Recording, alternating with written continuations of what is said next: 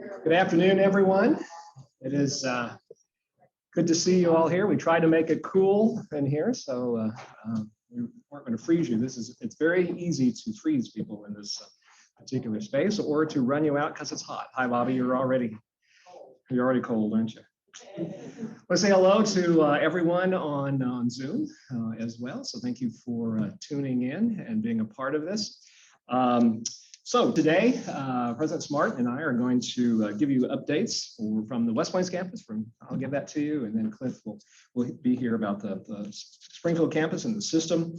I'm going to talk about where we are with different projects and initiatives, and then talk about long-range planning, because this coming year is going to be all about planning as we move ahead and look ahead what we're trying to do. And so that includes our master plan and other things. So hope to get you caught up with that.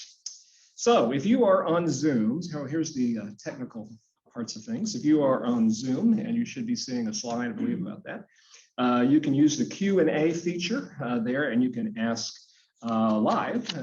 You can ask a question there, excuse me, via that function. Or here, if you're in the room, we'll have microphones a little later after both Clif and I speak, and you can ask questions of us. Afterwards, you can send your questions to President Smart, and there's an email that you can do that. This is recorded, and so you can go back and you say, didn't it really say that? Anyway, so that will be available to you on our website at some point. So let's talk about the West Plains campus. First of all, I want to welcome our new full-time employees since May, and we have a lot of them. And I'm going to ask you, if you're here, please stand. So Ian Cameo, Ian's in the back working, forgot. So Ian's the new Cheryl Caldwell. Okay, I've got to stop saying that. So Cheryl's ultimate final day, she has told me, is August 31st. So she's been hiding out on the Kellett and helping us with transition things, getting Ian up to speed, but we're very glad to have Ian here. Leslie Wings, I believe, is the custodian. Leslie here.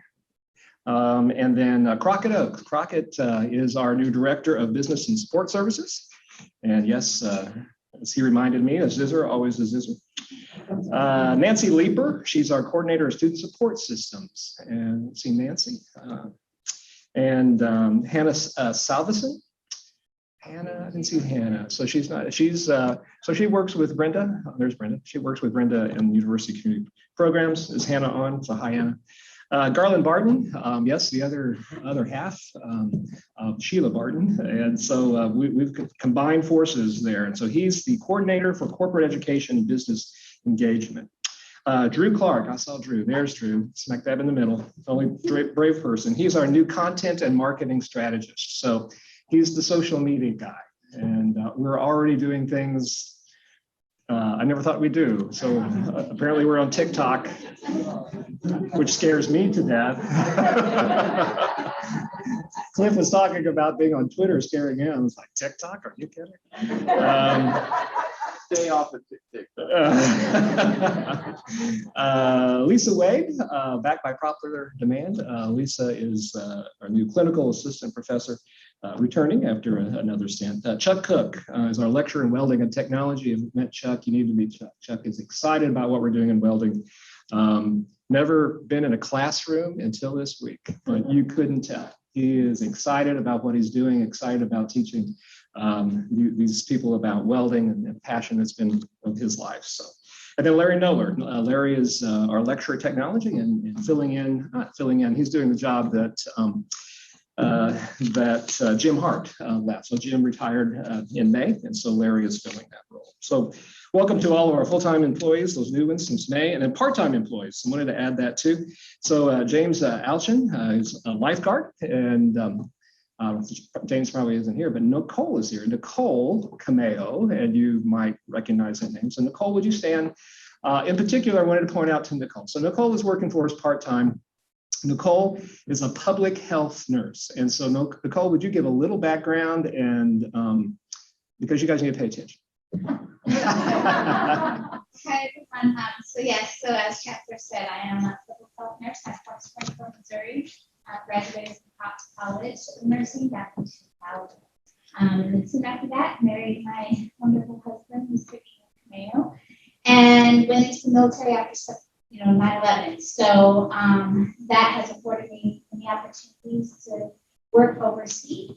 And more recently came back from Germany, where I was one of the leading COVID response nurses. I was the sole public health nurse for our garrison and public health emergency officer. So I am happy to be here and excited to get my foot. Sure. Do something. Still dealing with jet lag, maybe a little bit. Yeah.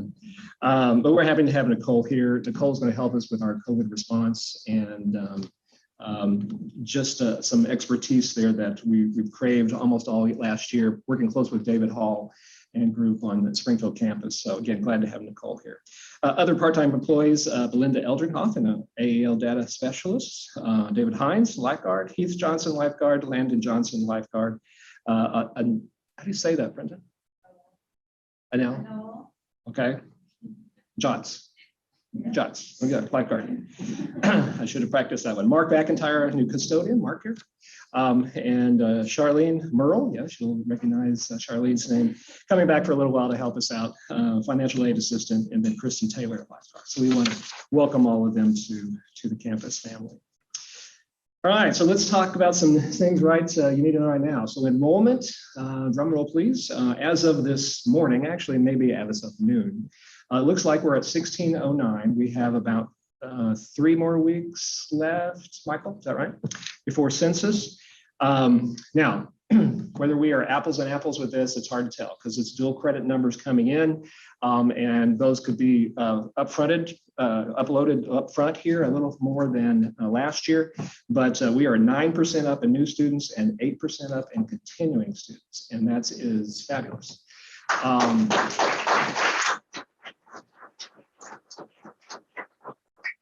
So hats off to all of you. If I had another hat, then I would say hats off to our admission team, our registration team, everyone working with dual credit, everyone calling people all through. This is the Cindy Bridges and Bruce and Greta and all of them calling people throughout the summer, connecting personally. And so we learned a lot through the pandemic, and we're going to keep learning a lot, but we're going to keep doing these things because it seems to be working. The continuing students excites me to no end because that's a retention effort that all of us, faculty and all of us, worked so hard last year. So yay. Hopefully that'll hold. I'm sure it'll probably come down some, but we're going to celebrate today. Other things, we have a full cohort of 10 students in the welding program. That's all we wanted was 10, and then we're going to move. We have 10 or 12 wanting to be in this one. So that is really good news. Again, nursing started another full cohort for fall. Our most recent cohort of nursing graduates had an overall pass rate of 93%. That's huge, guys, in a pandemic year. And I know Amy and crew are celebrating and need to put their feet up for a day at least. How about tomorrow? HIT is full, so our Health Information Technology program is full. Our medical assisting certifications are 100% for those who have tested so far. So really good things coming off. Again, thank you all very much. So kind of quickly giving an update of some things. Our Diversity Commons, that's this area out here where we took out the street and we continue to kind of mess with. It's coming along. I wanted it to be done actually last year at this time, but anyway, it's nearing completion, at least of this phase. We're going to be using that quite a bit. Renovation of Broadway Hall. So that's the old Coke plant, if you're as old as I am around here, but that's where the physical plant is. The front part of that, that's where the permanent site for the welding lab will be. And so that is in design. Construction, we believe, will begin hopefully in November. We are adding an addition, a lecture hall addition, onto Looney Hall on the south side. And that is in order to have additional square footage to expand the nursing program yet again. So that's by another 30 students. We'll be at 140 this year. That's the maximum for that approval, and then going to 170. So that means 170 nursing students at any one time on campus. Some will be online, some will be seated, of course, but again, filling that need, lots of help with all of that. And then the Garnett Library, we're working on that. We have lots of smaller projects there, but looking at maybe a bigger project. So we'll see how that goes. But our Ozarks Heritage Resource Center, Jason and Frank and Craig and Phil and Kathleen, Kathleen just never goes away, and others, Carol and others being a part of that project. From the Ozarks, you should be excited about that. So more about that as we go along. Some more new initiatives then, and my team are liking, please no more. But Angie, Dr. Toddy, and Michael and their committee completed our enrollment management plan. Talk about that in a little bit. Our long-range planning process gets underway. Talk more about that in a minute too. We're working on a high school to college transition program for autistic students who are autistic. I'm trying to get my language right, and I think I said it wrong there. Excited about this program.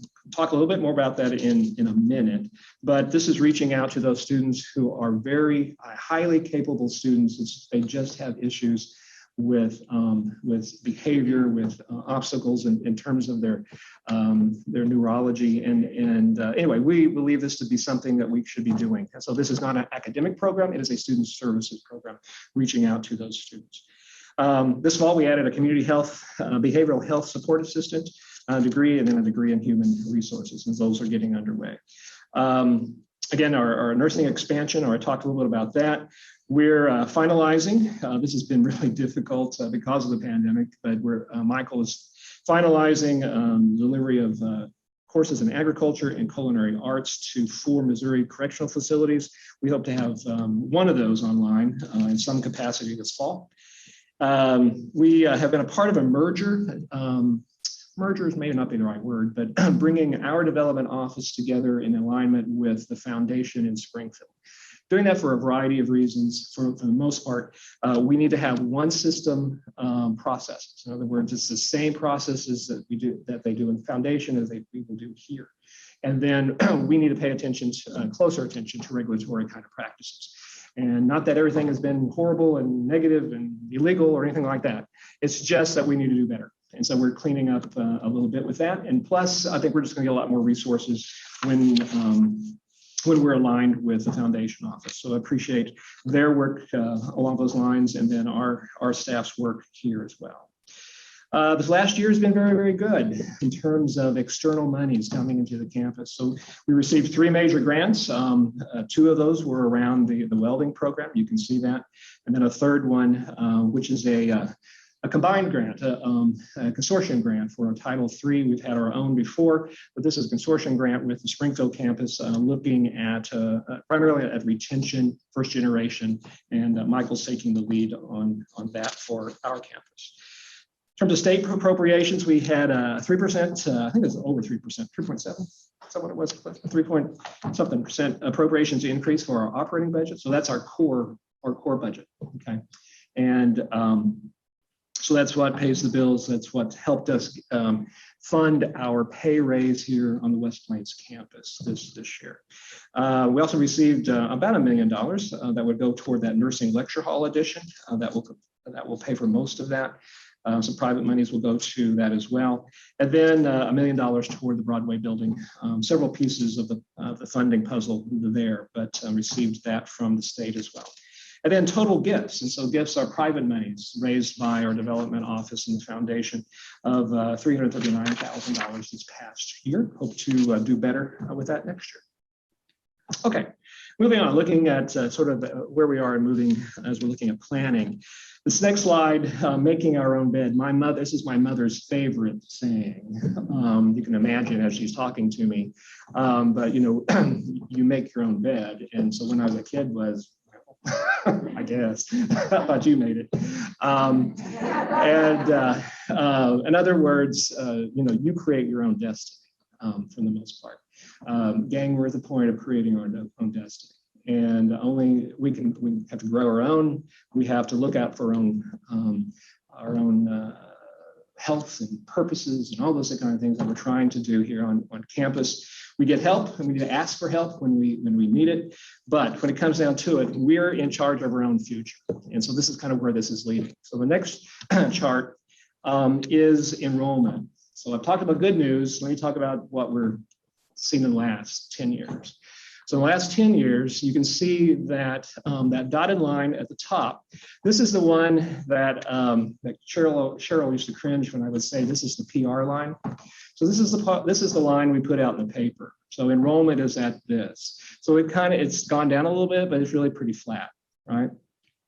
It disguises, however, what is happening below, or what has happened below. So in the last 10 years, the next line down, the grizzly blue line, that is the degree seeking line. So these are the students who are coming in, they're taking 12 hours, 15 hours. They're here for 2 years perhaps, and they're here to get a degree. And that's great, we want them, and they generate credit hours based on whatever our tuition rate is at the time. The next line, however, down, and you can see that blue line continues to go south. The next line you see going up, and so that's the dual credit line. So the number of dual credit students we have continues to increase every year. So that is really good, really, okay? That's a good number because we're engaging more students in our local areas, in our high schools, and helping them get into college, getting used to what a college classroom hopefully is like. However, many of those students, when they come here, if they come here, and many of them do come here. In fact, I think our percentages are about the same or just a little higher of coming here. But when they come here, they already have several hours as dual credit students. So as dual credit students, they are paying less, okay, because that's the nature of the dual credit program. So they pay half or even zero, and sometimes, depending on their finances and how that works with our program. So they're getting all this up front at a cheaper rate. When they come here and they're paying full rate, that's, I guess, all that's good for them. But again, for us, as we're looking at things, we don't have them for the full 2 years. In other words, we don't have them and their money for the whole 2 years. I probably sound like, some money grubbing kind of person, but now I'm in this interim chancellor thing and I have to pay the bills. So the thing is, our numbers may be up here in terms of that PR number, but the numbers are below. We have to do more of getting those degree seeking students. And how are we going to do that? We're not going to, opt out of dual credit. Some say, why are you doing dual credit? Well, because someone's going to do it. You're damned if you're doomed and you're damned if you don't. And so someone's going to do it, and then we're going to take those credits, to our transcript, right? Because we have to. So we have to be out there doing that. So what we have to do is attract more students into the degree seeking line somehow. So we're going to talk about that. The next one is a quickie, and so this is our credit hours, and so you can see the number of credit hours dropping. So the number of credit hours is how you can typically, if it's degree seeking, you can. How much money is coming from those students. Okay. So as Angie and Michael and their committee worked in the enrollment management plan, all that was on their mind as they looked ahead for the next 3 years. So the enrollment management plan is a 3-year plan. So quickly, we're going to look at that. There are 4 enrollment goals: recruitment and outreach, retention and student success, graduation, transfer, and academic programming. Nothing new there. We've been doing that for years, but it is, what are we doing underneath that? So we do have some goals, just to let you know. So these are campus goals. It's not just their committee. This is campus-wide. We are going to be working on this somehow. And so you can see recruitment and outreach. We're looking at our head count going up, 4% by 2024. And then our FT enrollment, so the degree seeking full-time, going up by 3%. Next slide is retention and student success. Retention is huge. We've got them here. We've got to retain them. That's the deal. Okay, they leave for whatever reason, and so we're working on that and making headway. We really are making headway. So looking at overall retention up by 5% by the 2024 goal. Our underrepresented groups, and so these are African Americans, these are Native Americans, these are Hispanic, these are others that fall within that underrepresented group. there, as we're defining it, up by 10%. Now we have a small number, so we can move up a little quicker percentage-wise if we do that. First generation, which is many of our students, over half, going up by 3%. So our Title III grant should help us with that. And then Pell eligible, recognizing the obstacles of those students who perhaps wrestle with poverty or at least are not as resourced as others may be, and increasing that number, our retention numbers, by 3%. Graduation transfer, that's where we look at success, remember? So we're looking at 3% growth in all of those areas. And then academic planning, you get some idea from that next slide of some of the areas we're looking at and how we're wanting to grow enrollment by those programs. So in welding, while we have a cohort of 10 this fall, we're looking at 40 by 2024. Nursing expansion moves us up to, in terms of expansion, moves it up to 25 to 50 by that time. And then you see the others as well. The autism transition program starting with 10 next fall, moving that up to at least 20 by 2024. And then quickly, there's some other areas in terms of the enrollment management plan. You were sent a link to that plan. Let me urge you to read that. It's not that long, but it tells who we are, where we are currently. As we're looking at how do we grow enrollment, how do we become more sustainable as a campus? Because right now, guys, it's a good time. I told someone, this may not be too kosher, but I told someone, I mean, we're on crack right now as it concerns appropriations and money. There's another day, and some of you know the other days. So we've got to be able to grow our enrollment. And so you can see some things that we're looking at. Chris kind of go through those key areas for focus. Again, appreciate the committee working through all of these and providing a framework for us. The next step, however, if you read the rest of that email, was that in your departments and offices, you are responsible for generating some goals of your own that tie into these goals. Okay, so don't forget that. Angie will not let you forget that, I'm sure. Okay, so I'm already behind. So let's turn to long-range planning. So Chris, could you go to the next slide and out the next one. And the next one, sir. Okay, so a little philosophy for you, if you thought you'd get away from that, from Dennis. But so I like hanging my hats in my mind and around some concept. And so this is my concept. So there's an idea called the ultimate concern. Chris, go to the next one. And this comes from a theologian. Oh, I'm sorry.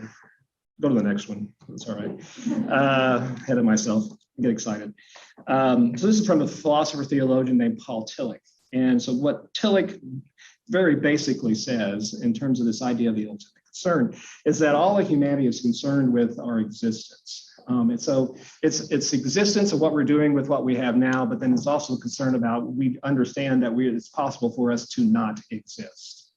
So what do we do with our existence in fear or anxiety of that non-existence? Okay, so there's the philosophy for you. I think this connects to long-range planning. Yes, I know. The next slide, Chris. All right, so we're going to go through this a little bit. Okay, think of us as an institution. Okay, think of us as an institution. So as an institution, we are concerned with existence. Now, I'm not here to put fear in your heart, but we have to do some things. We have to change some things. Focus on degree-seeking students and getting them here, having programs where people will want to come here. They want to go to West Plains for those programs, not just by default. So we've got to change some of that, a lot of that when it comes down to it. There's other things we got to change, but we have to be very relevant, because in this world, if we're not relevant, someone else is going to do that. We have lots of competitors. So when I started here, our the competitor was SBU and Mountain Dew. That was 30 years ago. Now our competitors are all around the world. So how are we going to be relevant? How are we going to be the place that students want to come and parents and others want their kids to come to? And our non-traditional students that we're welcoming, and that they're going to be able to get some new trainings and something else that moves them to the next level in what it is they want to do in their lives. So their existence is our existence when it comes down to it. So this whole idea of existence is a question mark for us. And so I think we have to answer that with an ultimate concern. Whoop, got there. And that ultimate concern is student success. Now, notice before we talked about being student-centered, and there's nothing wrong with that, but it kind of misses the point of success. It's included, but let's be more focused. Student success is our success. So that's what we're talking about. So how does that happen? And so quickly, and we'll flesh this out another time during our long-range planning kickoff and all that, but we have to have a sustaining enrollment. There's not going to be any more appropriations. Sometimes you get additional bump ups, but there's not going to be anything that just says you're here. Okay, and that can go up and down. Okay, they can, the government can give and they can take away as well. So we have to have a sustaining enrollment. That's where we make our own bed. That's what I'm trying to say. How do we do that? We need a sustaining financial base for that reason. The sustaining enrollment will give a sustaining financial base, and there should be a continuing aspect of that. And then there's other parts of that. We've got to have partners, I believe is the next one. Oops, no. Effective support structure, that's you. That's what we do. And how do we have people in the right places? Do we have the right positions? And we always say we need more people. We need someone to do this because we're overworked and all that. Well, let's work more efficiently and smartly. And can we get to that? And some things we just have to stop doing as well. We can't be everything.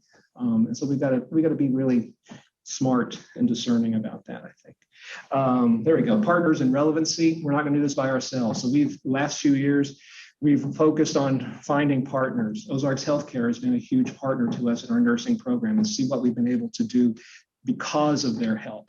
Leonardo DRS has been a partner with us in terms of the welding program. And so we're looking at other partnerships too. With that might comes a little extra work on our behalf, so maybe a little awkward sometimes, but it's going to be worth it. It's going to be worth it, especially if it's a true, authentic partnership, because you help each other with that. And I think you're stronger because of that.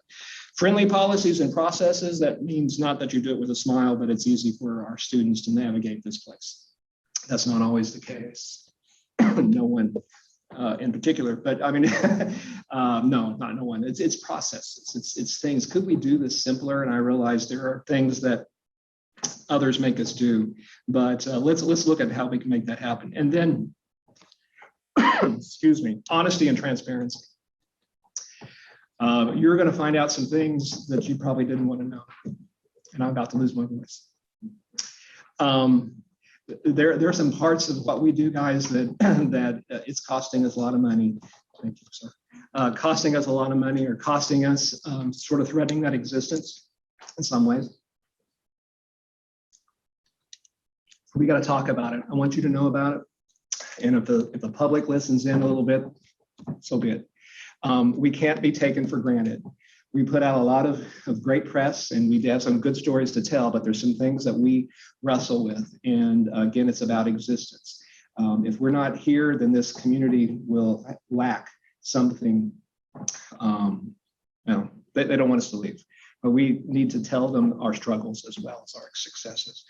And then I'm going to be, and whoever we are in this team, we're going to be as honest and transparent with you as possible. And ask questions, okay? And then the well-being of faculty and staff. This all rests on the well-being of what we do. And we all have a lot of hats that we wear, but we work at a good place too. We really do work at a good place, and I hope you understand that. So moving on, long-range plan. Michael is heading this up along with Brenda Smith, Dr. Smith, and so they're going to be kicking this off fairly soon. But we have our mission, our vision statement that we've had before, and we'll probably take another look at those, I imagine, in some respects. But those really are our guardrails, as Michael calls them, and then our focus, where I talked about it, is student success. Everything we do must be focused on student success, and if we can't explain that, then and that connection, then the question is, should you be doing that or not? The timeline, that's a little hard to see, I realize, but it's through this year. So we want to end up in June with a plan that we can present to President Smart and the Board of Governors for their approval, and then we're off and running for that. Then a part of this is our master plan, and the master plan is what the physical campus will look like. And so we're going to take a look at that. Look at it for our 5-year long-range plan. We had Looney Edition, we have the Broadway, we have other things that might be going on. And then we're going to have a visioning kind of guide looking further out than that. So we've done some of that before here, but we'll engage you in that process. So a lot of information there, I know. So yeah, turn on your recorder or look at the recording. And did he actually say that? It's at this point I do need to say something because I didn't put it on here. Not because I wanted to hide it, but the word is out. Yeah, we are looking at additional sports. So when I say that, there's usually some gasp somewhere because our basketball and volleyball, we love having them, but they don't pay their own way. You need to realize that. And I think there's been maybe a false notion that they do, but they don't.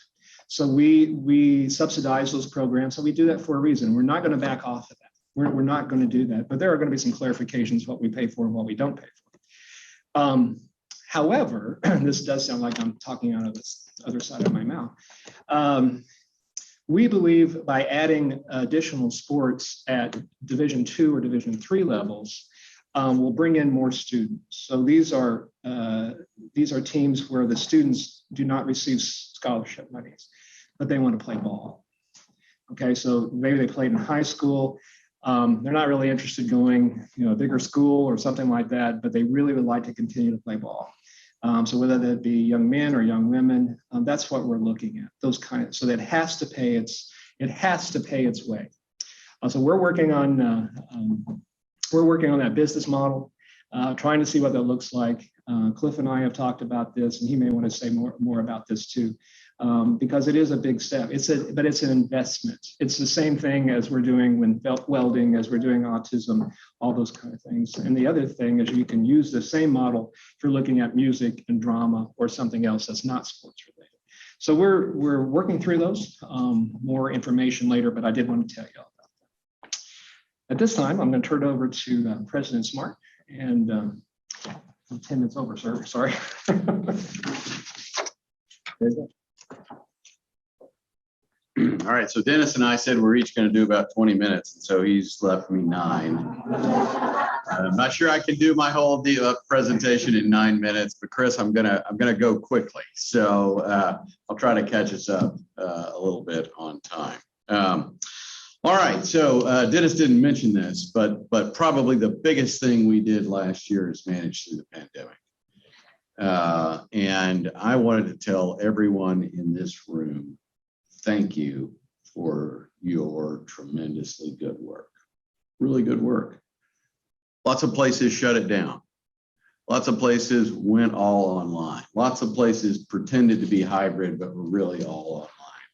We know that doesn't work for our students. And so we took a different path. And that was a harder path, and we couldn't have done it without you all. All the things we did are on the screen, or almost on the screen, I think.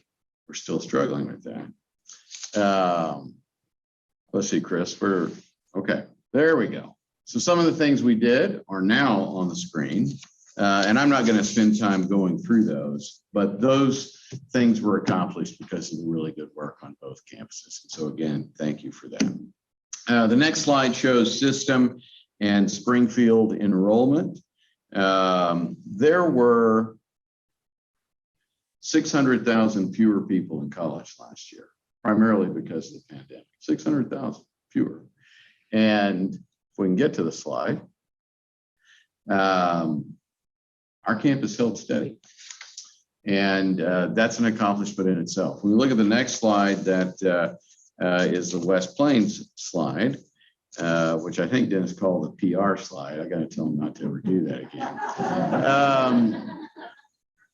Down slightly, but reasonably good. Now, he's right. That top line number on both campuses counts all students taking any kind of class from us all at one time.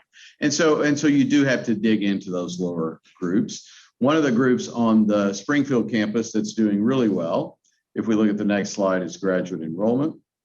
And you can see that we've grown tremendously. We're at over 4,200 already this year. And so that's a piece of where our growth is coming from.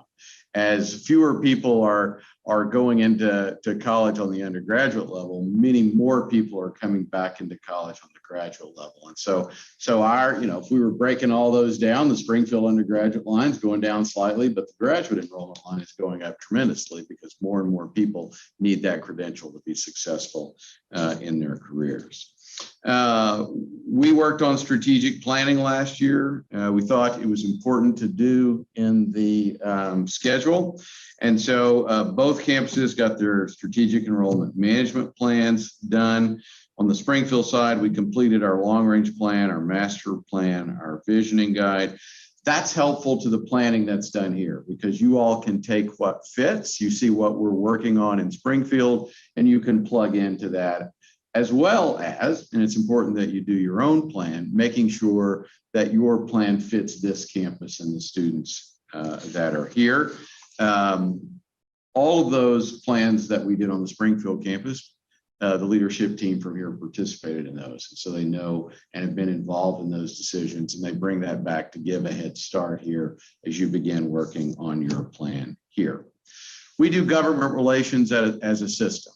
And so we had a good year in Jefferson City last year. It was a 3.7% core appropriation increase for both campuses. It's $3.5 million. On the Springfield campus, we got money for the Cybersecurity Center of Excellence, which is downtown. We got money for an expansion of the Dar Agriculture Center. And then working with Dennis, had the call made to your senator, Senator Esslinger, at exactly the right time to say, we need an extra $1 million plugged in for West Plains for the welding lab. She got that done because Dennis had the relationship to be able to get that call in at exactly when it needed to be made so she could go to the chairman and ask for a favor. And we got that done. Ryan DeBoof coordinates those efforts, and that's why, because he has a finger on when things are happening and how we engage in that.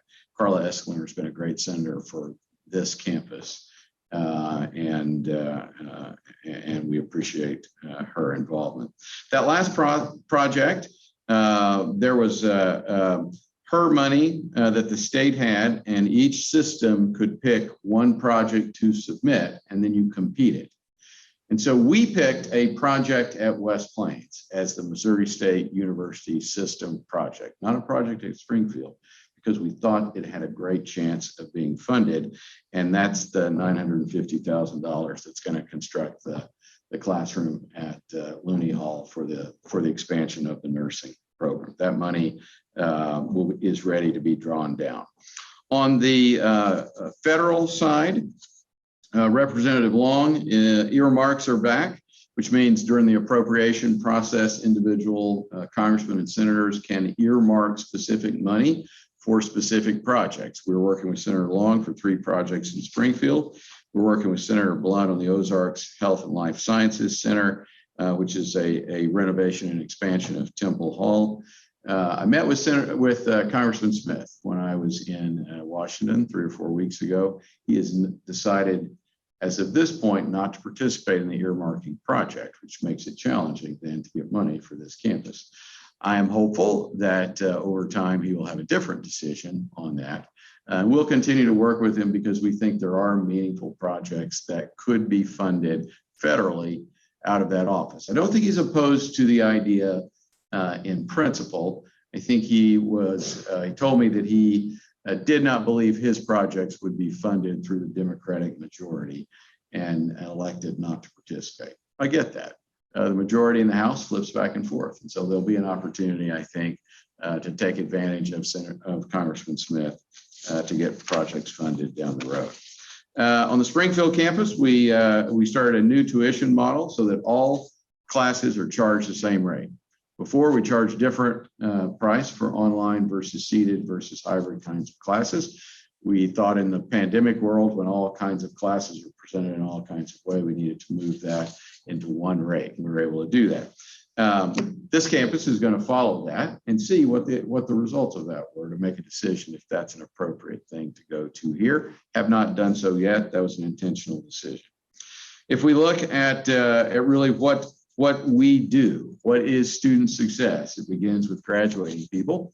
This chart would show you that on the top graph is the Springfield numbers, and more credentials were awarded this year than ever in our history. We've been at over 5,000 degrees for 3 years in a row. All credentials combined were at 5,800. The West Plains numbers are below that.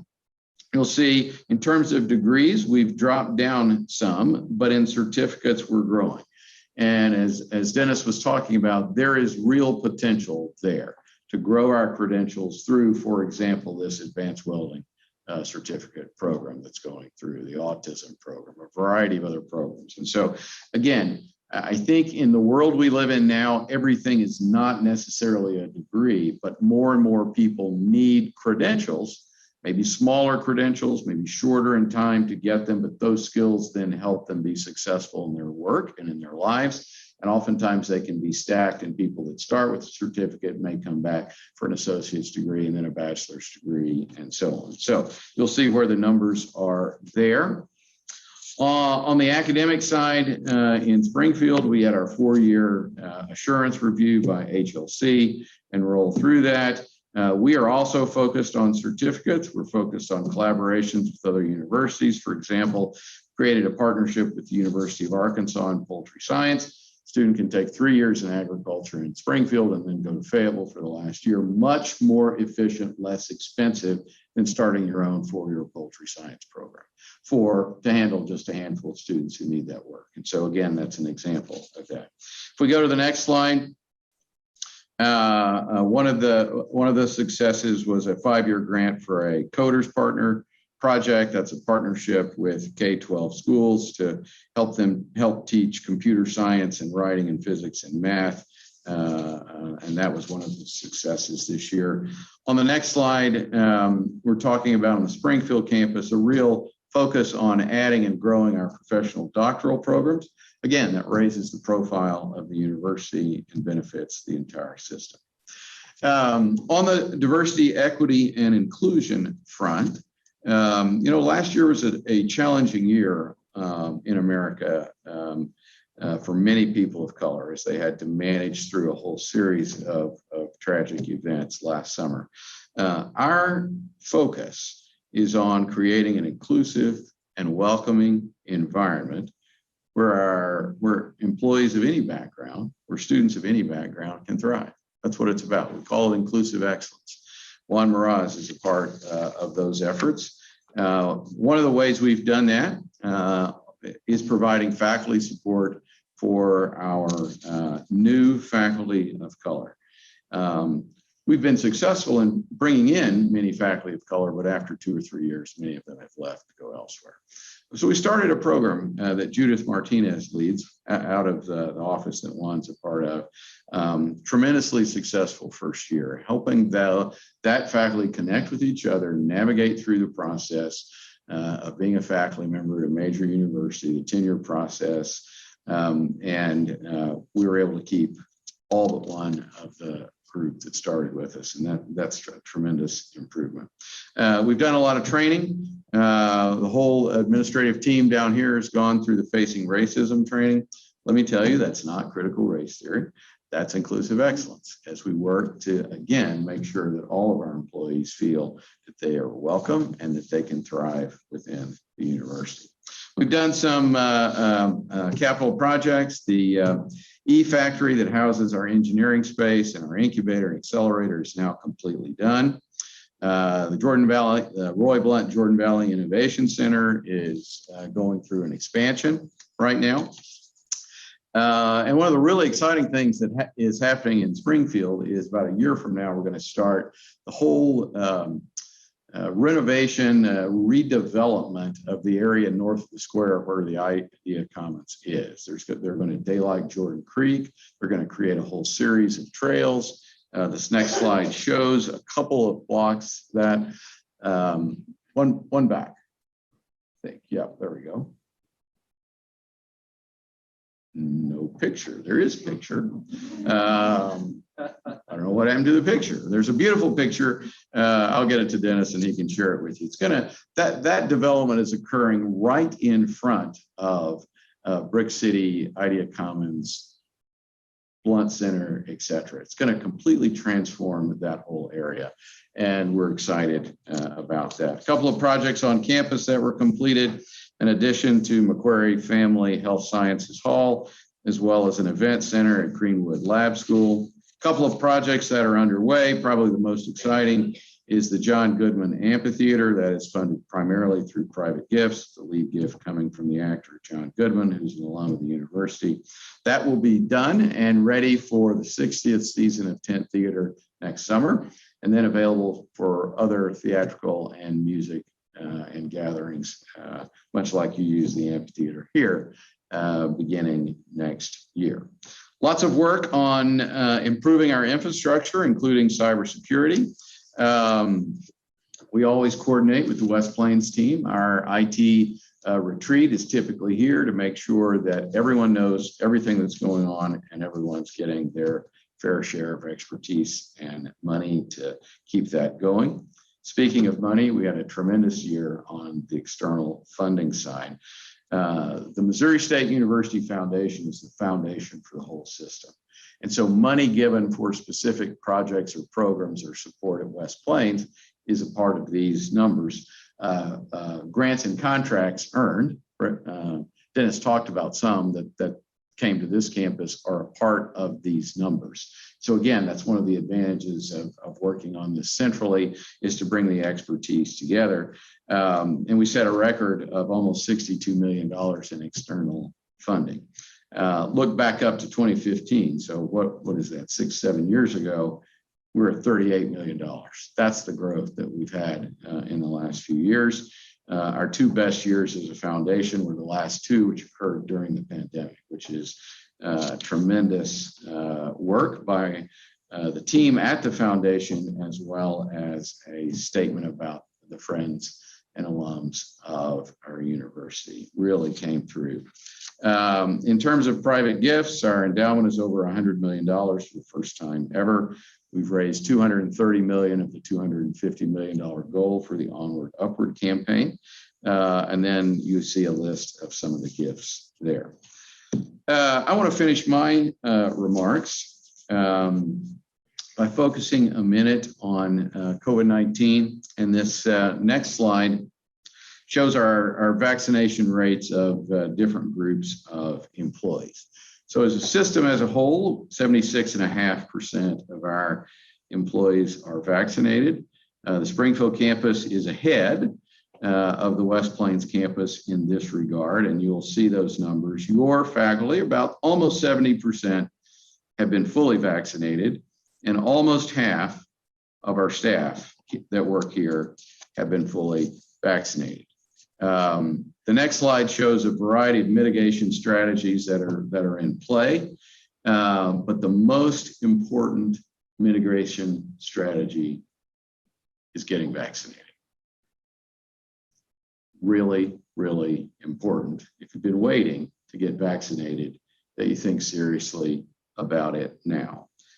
This next chart, I'm on the Mercy Communities Board in Springfield, and their leading infectious disease expert came to our meeting and he shared this slide, and I asked him for a copy of it. And so this shows what a difference it makes to you if you're vaccinated. And so this is a chart that shows weekly COVID-19 incidents per 100,000. So per 100,000 people, if you're unvaccinated, 178 of you are going to get the virus, whereas only 21 of you if you are vaccinated. That's an 8-fold reduction. So your odds of getting COVID are 8 times greater if you're unvaccinated. But more importantly, your hospitalization rate, there's a 25% reduction if you're vaccinated. The death incidence is also a 25-fold reduction if you're vaccinated. Out of 100,000 people, if you're vaccinated, 0.04%. It's almost none. We're going to die.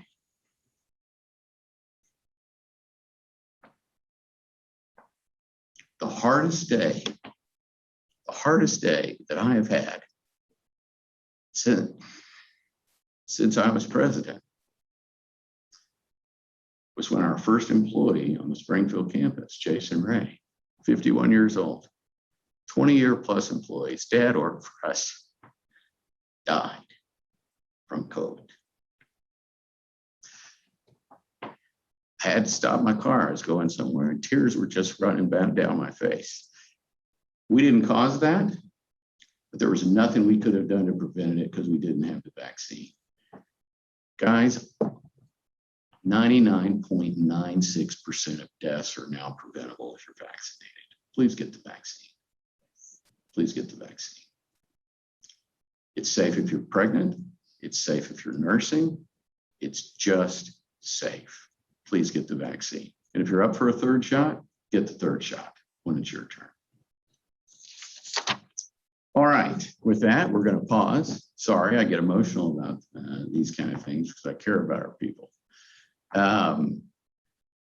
We're going to stop and we're going to answer questions about any topic except the search, because we're going to make Dennis leave and then we're going to talk about the search process. And so if you have questions or input, if you want to respond to anything you've heard, want to ask a question about anything you didn't hear, Dennis and I are available now and are happy to do that. And for our folks on Zoom, I think you can plug it in the chat or the QA, and my assistant Jessica is here and she will ask questions that come in that way. Does anybody want to talk? We've got a microphone so that everybody on Zoom can hear you. Anybody at all? Dennis, you did a fabulous job. Apparently no one has questions about, and everybody is completely on board with everything you heard. All right. Last call. Anything on the chat, Jessica? Okay. All right. Well, almost caught up. Not quite, but almost caught up. So Dennis, we're going to cut you loose. Right. All right. Let's go to the Chancellor Search slide.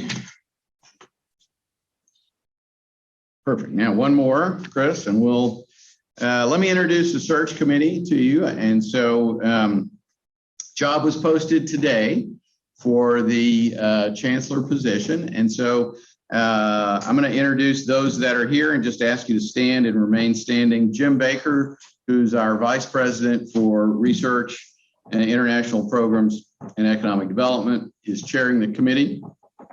Jim and I've been with it. Jim's been with several presidents here at the University, 4, I think, and has got great experience. We always have a cabinet level officer lead a search for this position. So Matt Morris did it 4 years ago. I've asked Dr. Baker to do it this year. Also on the committee, Logan Brewer, who many of you saw this morning, your student government president.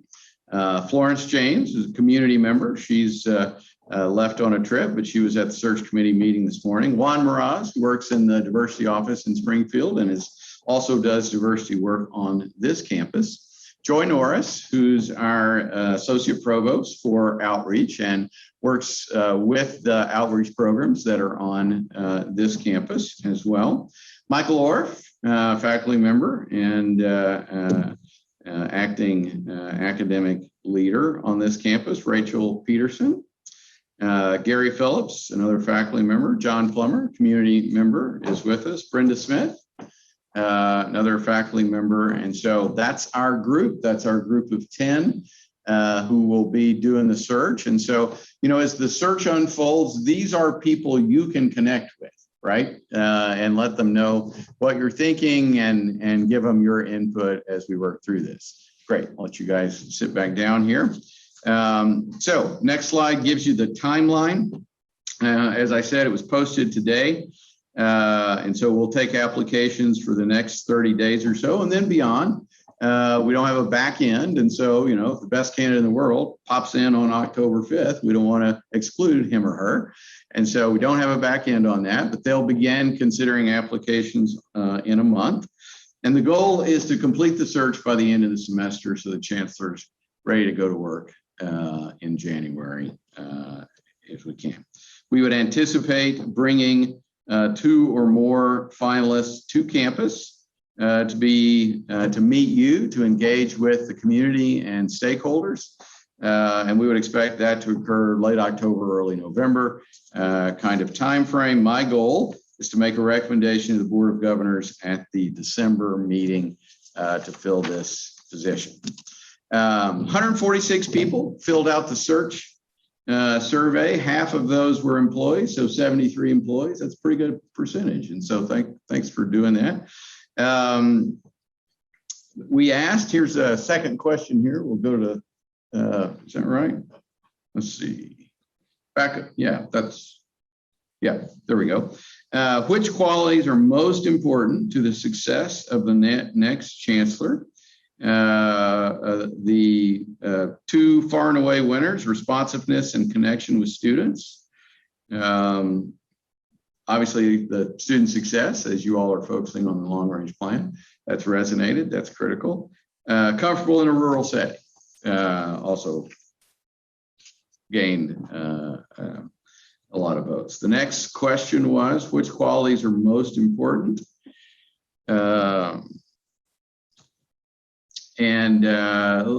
Slightly different wording, but similar kinds of response there. Responsiveness to connection with students, comfortable in a rural setting, active participation in community organizations. The next question, most important issues. Surprised me a little bit. Building trust on campus and in the community was the number 1. I thought we'd restored a significant amount of trust over the last 3 to 4 years, but that was what you said. Increasing campus enrollment. Dennis talked about that at length. Number 2, number 3, recruiting qualified faculty. Frankly, all these things are important. And then you had an opportunity to comment, say anything you wanted. 65 of you commented. And thank you for that. I read them all. They've been given to the search committee, who either has or will read them all. Many, but not all, many referenced how well Dennis has done over the last year and were supportive of Dennis becoming the permanent chancellor. I anticipate Dennis will be a candidate for the job, and I think he's a strong candidate for the job. I think he has done a good job over the last 15 months, particularly to be dropped into that job right after the pandemic started. And I think some creative and innovative kind of things have begun, and I think he's been engaged in the community, and I've been very pleased with his work. Here was my favorite quote from the survey. I don't know who said what, so I can't dime you out, right? I can't embarrass you. But here's my favorite quote.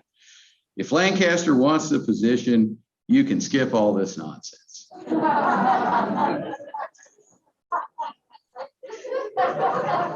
I think that's really asking the question of, if we think Dennis is doing a good job, why don't you just hire him? And so that's a fair question. So I wanted to take a minute to address that, and then we'll open it up for any further discussion or conversation. So here's what I'd say. A couple of things, maybe 4 things I wrote down. There's probably others. One is things happen, right? So sometimes you start a search and you know exactly who you're going to hire, and things happen and the person's not available to be hired. And so it's always good to have more than one good candidate, particularly in a pandemic. Things happen. And so I think it's important that we do the search. Second, sometimes there are unexpected opportunities that arise within a search. Someone that is particularly well qualified, who I'm not even thinking of, could be a candidate for this job. Wouldn't it be a shame that we didn't at least consider other really good candidates that applied for the job? And third, and this probably is the most important reason for me, ultimately, even if Dr. Lancaster is hired for the position, I think it's important for his success that he compete for and win the job against other candidates.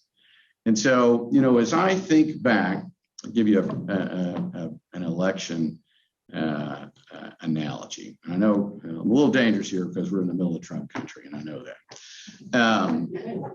But, you know, as you were watching the polls when Trump was running for re-election last year, well, Trump polling against an unidentified Democrat frequently got slaughtered because in our minds, you know, all of the things that are wrong with Trump, and you envision that there's this perfect candidate out there somewhere that would be tremendously better. But Trump running against Harris or Biden or any other named person, well, then the numbers got close, and sometimes Trump was ahead. Well, because every candidate has strengths and weaknesses, right? And so for the group that's on campus that maybe is not sure Dennis is the best candidate, isn't it better for them to see Dr. Lancaster against Dr. Smith and Dr. Gray, where you can say, oh, well, it's not the imaginary perfect president or perfect chancellor, it's this chancellor candidate with these strengths and weaknesses. It puts the next chancellor, if it is Dennis, in a better position of strength to lead the university, because people aren't saying, golly, I wish you wasn't Clif's best friend. He wouldn't have gotten this job. We'd have probably had some really fabulous, and we didn't even compete for it. Well, you need to see that, right? I mean, we believe in transparency in our university. Some universities, you know, the board does a search, they bring in one candidate, and they tell everybody this is the candidate, and what do you think of it? Well, we don't care, we're going to hire. That's not how we operate. We always compete for these level positions. It's our policy. Had a good conversation with Carol and the board. The board unanimously agreed we need to let people compete for this policy, and the best man or woman will get the job. It may be Dennis, but if somebody else is better equipped, or if something happens to Dennis, then we want there to be other candidates, and we want them to have had a chance to compete for the job. Let me stop there. Dr. Baker, anything you would like to say to the group? I would, but I don't have a microphone. We can fix that. This is really a great honor for me to be doing this. And I used to come to West Plains a lot, and so it's a lot of fun to come back down again. The search is, and I really echo everything that President Smart said, because I'm a smart guy. You always say your boss is really smart. We're going to be holding all of the meetings in West Plains. We think we owe that to the community. This is a West Plains position is very critical. And we are really committed to getting the best candidate possible. My goal is to try to get 2 to 3 people that we could all be proud of and happy with, and then give it to the president, and then he has to make the decision. But we have a really good search committee. We had our first meeting. I'm really pleased with the people that are on that from the community and from West Plains campus and from the Springfield campus. So I think it'll be a good open search, and that's what we're after. So. Very good. All right, let me stop there. Take questions or inputs about anything connected to the search, and Dr. Baker or other members of the search committee were here to hear your questions and thoughts, and it'll help them in the search. So let me just open it up. So I had a thought about the result where it's important to develop trust. I wonder if that is not necessarily an indicator that the trust has not been restored, but that it's continued. That it's still something that's very important that a chancellor needs to be really paying attention to. Yeah, good. Thank you, Angie. Good. Other thoughts? Yeah, Brenda.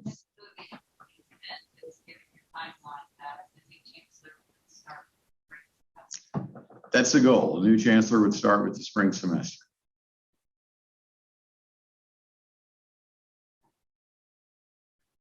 Anyone else? Carol Sylvie, who's on the board, is here as well. And so she's obviously a person you can engage with on this as well. All right, I'm going, right? I'm going to wrap it up here. Anything else? Yes. Anything from the Zoom, from the chat? Does anybody else hate chat as much as I hate chat? Lots of hands on that one. Jessica, do you have a question? Did they have one? Oh. All right, very good. Maybe that remark discouraged it. So anyway, I hope you saw today, and the reason we come down and do these kind of state of the university talks is so you know what's happening on your campus, and that you know this campus fits into the things that we're doing within the system, and that you are important to us. As I sometimes remind folks, I'm president of the Springfield campus. I'm also president of the West Plains campus. That's a piece of what we do. We want both campuses to be successful. They're different. They have different missions, but it's critical that we have good leadership and on both campuses. And I really think the leadership we have, setting Dennis aside, his cabinet, the team working here is as good as it's ever been since I've been here. And so I got to meet with them today and get their feedback on this as well. Welcome the two new members to that team who make it even better, with Ian and Crockett joining us. And so, again, I think we're well positioned to take advantage of the federal money that's floating around out there to retool and grow our programs on this campus and get it back on a very positive track. Thanks for being here today. Have a great weekend.